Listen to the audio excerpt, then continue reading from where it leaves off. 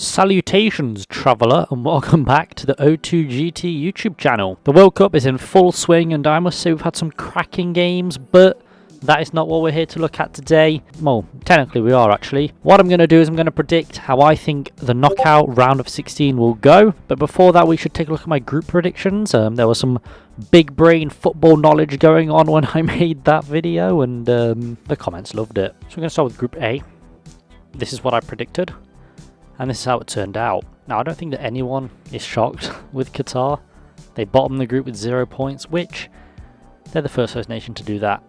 Not a great record to have. Well, it's not a bad thing picking players from the home nation, but when they come up against European or teams with a higher ranking or better quality football, you're going to struggle, and they evidently did. I mean, their team wasn't terrible, but they didn't perform well at all. Netherlands, despite topping the group, also didn't look great.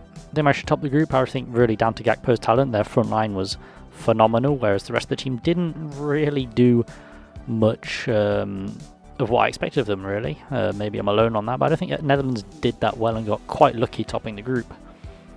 Senegal beat Ecuador to make it to the knockout stage for the first time since 2002, which is I didn't even see that coming. I thought Ecuador really were the favourites to come runners-up, but now Senegal came in with a shock qualification, so fair enough. Enner Valencia did the business for Ecuador, but unfortunately got injured and couldn't take them through to the knockouts, but he played well. He showed up for the national team this time. Very good. And then we move on to Group B. My group, this is what I predicted, and this is what happened. It's coming home. Fair play to the US. Myself and many did write them off, and while there were times where I thought, yeah, they're not qualifying, they actually pulled it off, and fair play to them. When I saw them play Wales in that first match, I thought, you know what, there's all the chance they could do this, because they didn't play how I expected. They played good football, and I was like, oh wow, is this really the US? Wales were not great throughout the tournament. I thought they might have a wonderful run and get knocked out in the knockout rounds, but no, they didn't even get out of the group. They weren't great, but then Hennessy got a red card, and they were just even worse. Ward is by no means a bad goalkeeper, but he let in far more than Hennessy, and I don't know what to tell you. I think if Hennessy was in net for that final game, they might have conceded less. But either way, they bottomed the group because they just weren't good enough. They were actually lucky to even get a point against America. I thought that was a very soft penalty to give, and you don't normally hear me backing the Americans that much, but they didn't do well, is what I'm trying to say. Iran themselves didn't cause any shocks either, but they were not good enough to make it out of the group. England finished the group stages with the best record of any team in the tournament, which is just phenomenal.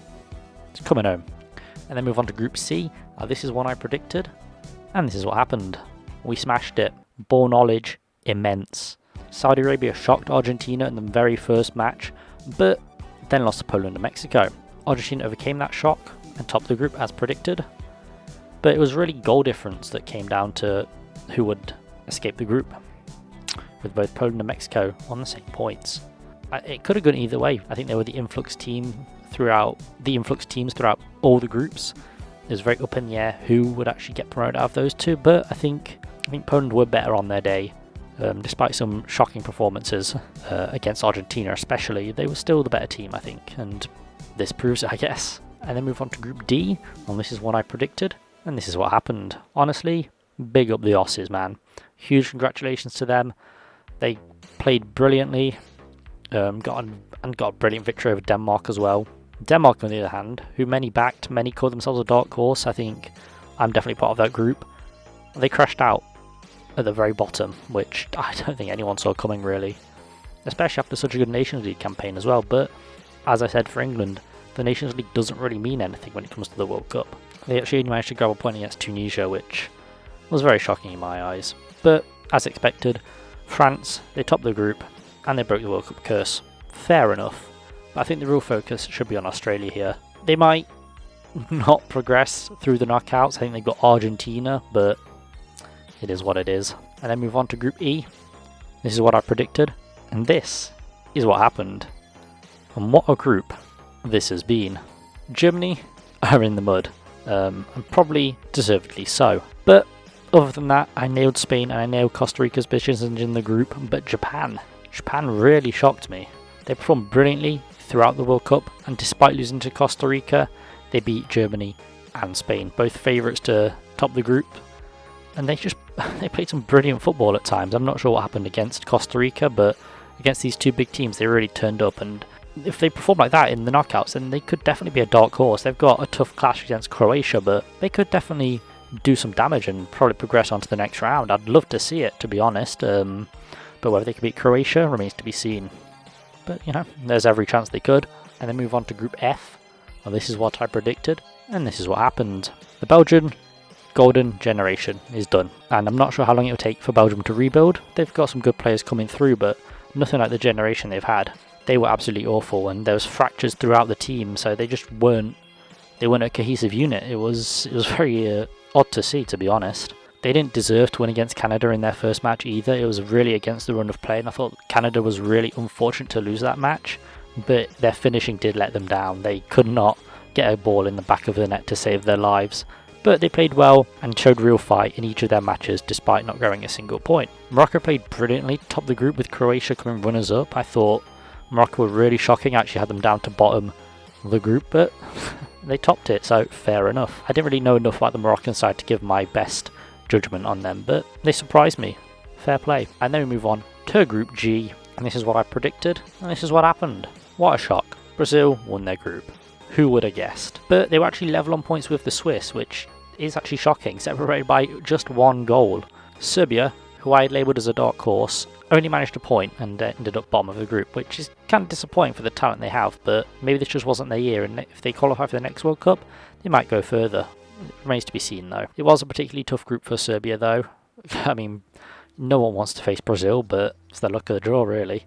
Cameroon turned up to beat Brazil in their last game, but it was too little, too late for the Cameroonian side, only coming in third.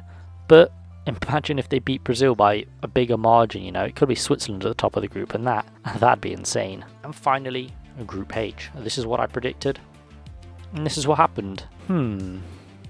So I might have been wrong with my predictions here. Big up South Korea for their qualification. They fought to the end in their match against Portugal to land a place in the knockouts, and it's honestly so well deserved. I mean, the scenes of them huddling around a phone waiting to hear the results of the Uruguay game is great. It was a single goal they needed to leapfrog Uruguay, who'd been beating Ghana 2-0 on the final day. And the scenes when that final Korean goal went in was amazing. I'm so happy for South Korea. We knew that Portugal would go through, like, even though I put them in third, like, they were going to go through. The comments made sure I knew that.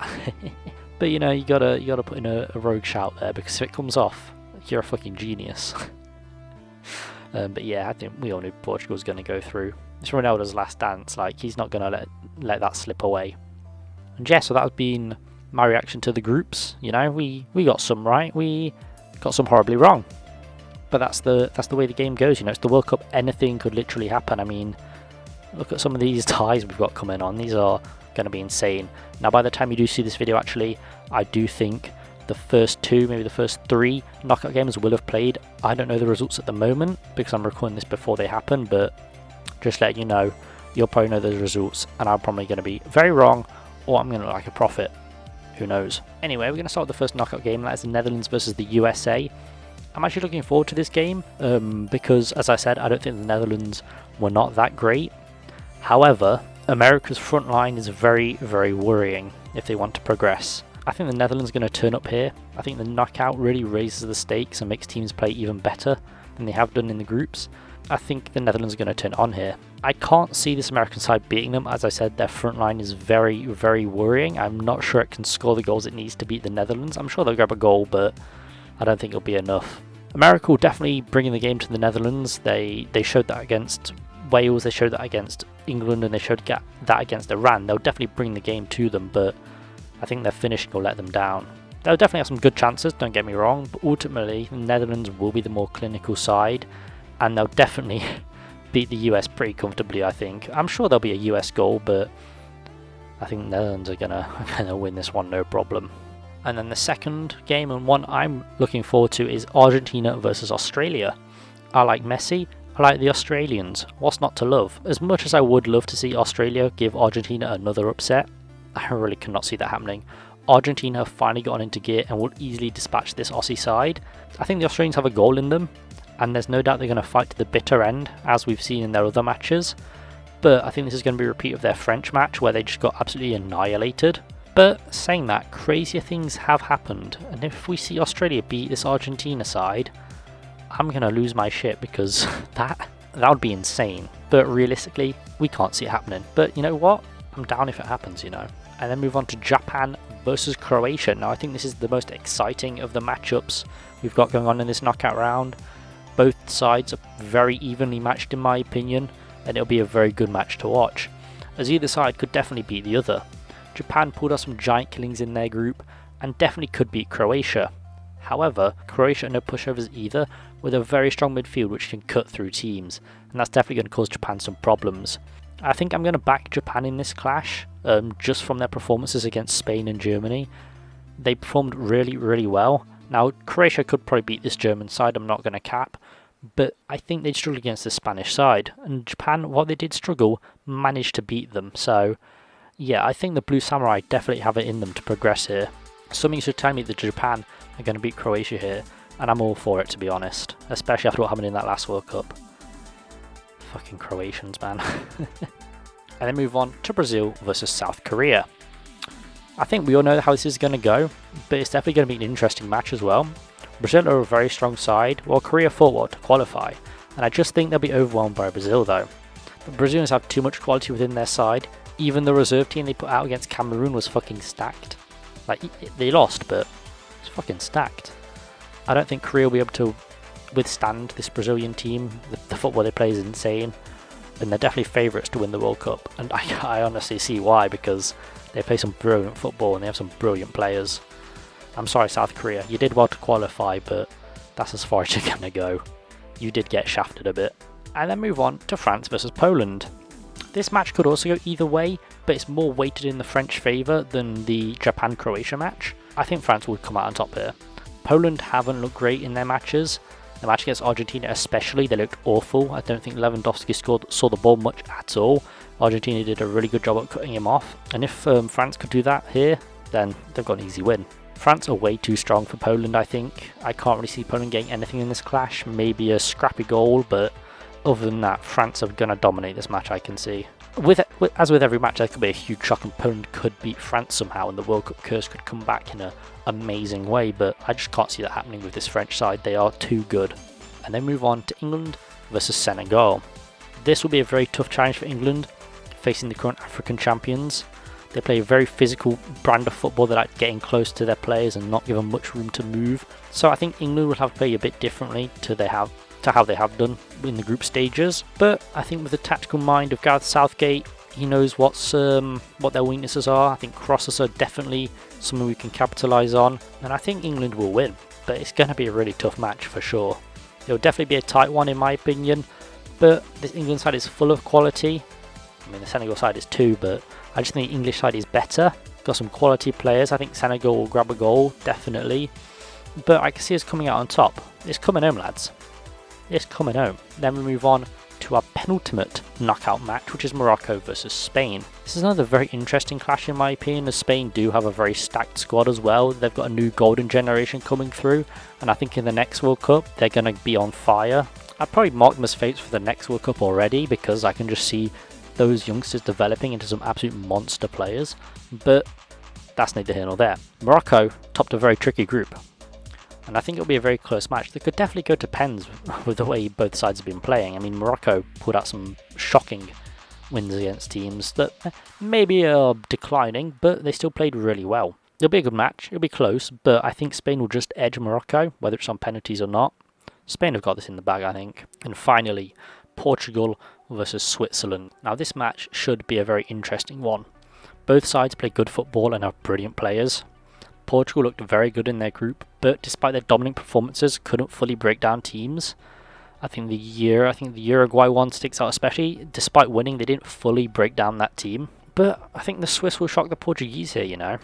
Now you may accuse me of Portuguese bias, and maybe I am biased against the Portuguese, but I do think that Switzerland are going to outplay them, personally. Now, they don't have a Ronaldo, but they have players that always perform. They've got Shaqiri, Mbolo, Freuler, Xhaka, While the Portuguese side is full of quality too, don't get me wrong, I just think the Swiss side has a better chance of breaking down this Portuguese side. Will it happen? I hope it does. And I honestly think it could. I honestly back this Swiss side to beat the Portuguese here. It'll be scenes, it'll be a tough match for both teams, don't get me wrong, it's not going to be a cakewalk for either, but I think the Swiss have got it in them to beat Portugal. So anyway, that's been my predictions for the round of 16. If you have any different predictions or you want to make fun of me for saying Portugal get knocked out, please comment down below. And yeah, I shall see you guys in the next video. Peace.